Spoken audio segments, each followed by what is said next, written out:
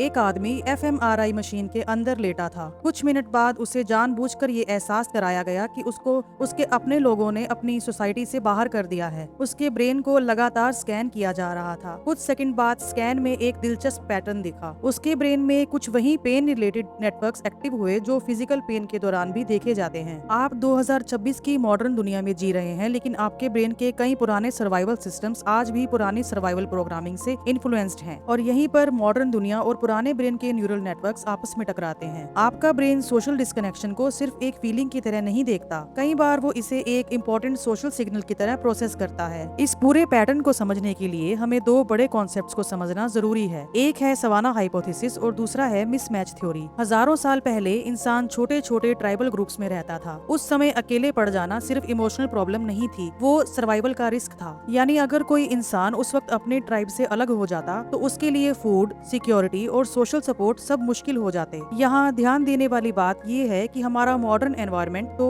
बहुत तेजी से बदल गया, लेकिन ब्रेन के कई बेसिक रिस्पॉन्स सिस्टम उतनी तेजी से नहीं बदले। यही मिसमैच थ्योरी है। आज आपके पीछे कोई प्रेडेटर नहीं दौड़ रहा, लेकिन आपका ब्रेन कई मॉडर्न सिचुएशंस को पुराने डिफेंस पैटर्न से इंटरप्रेट करता है। आपने शायद खुद भी नोटिस किया होगा, सुबह उठते ही फोन खोलना, बार बार नोटिफिकेशंस चेक करना, कोई मैसेज सीन करके छोड़ दे तो आपके अंदर हल्की सी बेचैनी महसूस होना। यानी आपका फोन सिर्फ एक डिवाइस नहीं है, कई बार वो आपके पुराने सोशल सर्वाइवल सिस्टम्स को भी ट्रिगर कर रहा होता है। UCLA की रिसर्चर नॉमी आइजनबर्गर की साल 2003 की स्टडी में रिसर्चर्स ने ये ऑब्जर्व किया कि सोशल रिजेक्शन और फिजिकल पेन के दौरान कुछ ओवरलैपिंग ब्रेन रीजन एक्टिव हो सकते हैं। इसमें डॉर्सल एंटीरियर सिंगुलेट कॉर्टेक्स भी शामिल था। जब इंसानी दिमाग किसी सिचुएशन को रिस्क की तरह इंटरप्रेट करता है तो एमिगडाला अलर्ट रिस्पॉन्स शुरू कर सकता है। इससे कॉर्टिसोल और नोरएपिनेफ्रिन जैसे केमिकल्स रिलीज हो सकते हैं। असल में ये सिस्टम्स उस टाइम के लिए विकसित हुए थे जब सामने कोई वास्तविक खतरा होता था, लेकिन अब वही सिस्टम कभी कभी डिजिटल ट्रिगर्स पर भी एक्टिवेट हो जाते हैं। सबसे इम्पोर्टेंट बात ये है कि आपका ब्रेन नेगेटिव सिग्नल्स को ज्यादा तेजी से पकड़ता है। न्यूरोसाइंस में इसे नेगेटिविटी बायस कहा जाता है। कई रिसर्चर्स ये मानते हैं कि एवोल्यूशन के दौरान ये पैटर्न सर्वाइवल के लिए उपयोगी था, क्योंकि जो इंसान संभावित खतरे जल्दी से पहचान लेता था उसके बचने की संभावना बढ़ जाती थी। लेकिन मॉडर्न दुनिया में यही सिस्टम कई बार आपको अनजाने में लगातार अलर्ट मोड में रख सकता है, तब भी जब आपके आसपास सब कुछ सामान्य हो और शायद अभी भी आपके दिमाग में एक सवाल चल रहा हो। आप सोच रहे होंगे कि अगर ऐसा है तो मुझे हर समय डर क्यों नहीं महसूस होता, क्योंकि ब्रेन बार बार आने वाले पैटर्न्स को धीरे धीरे नॉर्मल मानने लगता है। मतलब कई बार अंदर ही अंदर अलर्ट सिस्टम एक्टिव रहता है, लेकिन आपको वो बिल्कुल नॉर्मल महसूस होता है। यही वजह है कि कुछ लोग लंबे समय तक तनाव में रहने के बाद भी ये कहते हैं कि मैं ठीक हूँ, बस थोड़ा सा थका हुआ हूँ। यूनिवर्सिटी ऑफ शिकागो के रिसर्चर जॉन कासियापो ने सोशल डिस्कनेक्शन और लोनलीनेस पर कई इंपॉर्टेंट स्टडीज की थी। रिसर्च में ये ऑब्जर्व हुआ कि लंबे समय तक रहने वाला सामाजिक अलगाव मेंटल और फिजिकल हेल्थ दोनों पर असर डाल सकता है, क्योंकि human brain basically social connection के साथ इवॉल्व हुआ था। अब इसे अपनी रोजमर्रा की जिंदगी से जोड़कर देखो। क्यों रात के वक्त एक छोटा सा अनसीन मैसेज भी दिमाग में बार बार घूमता रहता है? क्यों कभी कभी मामूली सा इग्नोर किया जाना भी अंदर तक घर कर जाता है? क्यों ओवर थिंकिंग अचानक शुरू हो जाती है? हर बार वजह सिर्फ कमजोरी नहीं होती, कुछ मामलों में ये पुराने रिस्क डिटेक्शन सिस्टम का जरूरत से ज्यादा एक्टिव रिस्पॉन्स हो सकता है। इसे ऐसे समझिए जैसे एक सुपर फास्ट मशीन के अंदर पुराना नेविगेशन सिस्टम लगा हो। मशीन तो पावरफुल है, लेकिन उसका मैप अभी भी पुरानी दुनिया के हिसाब से बना हुआ है। अब सवाल ये उठता है कि अगर हमारा ब्रेन ऐसा करता है तो क्या इसे समझा कर बेहतर रिस्पॉन्ड किया जा सकता है? साइकोलॉजी और न्यूरोसाइंस कहती है कि कुछ हद तक किया जा सकता है। जब भी अचानक एंजाइटी या सोशल डिस्कनेक्शन महसूस हो तो सिर्फ रिएक्ट मत करो, एक सेकंड रुक कर उसे पहचानो और खुद से ये सवाल करो कि क्या अभी मेरा ब्रेन मुझे खतरे का सिग्नल दे रहा है? एक रिसर्च में ये ऑब्जर्व किया गया कि इमोशंस को शब्दों में पहचानने से प्री फ्रंटल कॉर्टेक्स ज्यादा एक्टिव हो सकता है, जिससे इमोशनल रिएक्टिविटी कम होने में मदद मिल सकती है। यानी जब आपका दिमाग वर्स्ट केस सिनेरियो में फंस जाए तो जानबूझकर आसपास की सुरक्षित चीजों पर ध्यान दो। खुद से सवाल करो कि अभी इस समय क्या ठीक है, क्या इस वक्त कोई वास्तविक खतरा मौजूद है? ये छोटा सा मेंटल शिफ्ट आपके ब्रेन को पोटेंशियल थ्रेट्स से हटाकर प्रेजेंट मोमेंट पर वापस ला सकता है। असल में बात ये है कि ब्रेन के शुरुआती सिस्टम का मेन काम आपको जिंदा रखना था, लगातार कंफर्ट या हैप्पीनेस देना नहीं था। और शायद इसी वजह से मॉडर्न दुनिया और हमारे पुराने ब्रेन पैटर्न्स के बीच ये मिसमैच पैदा होता है। तो अब सवाल ये नहीं है कि आपके अंदर डर या एंजाइटी क्यों आती है, सवाल ये है कि क्या आप अपने ब्रेन के ऑटोमेटिक पैटर्न्स को समझना सीखेंगे या फिर पहली बार ये समझेंगे कि हर डर दुश्मन नहीं होता। कई बार वो सिर्फ आपके पुराने सर्वाइवल सिस्टम की आवाज होता है।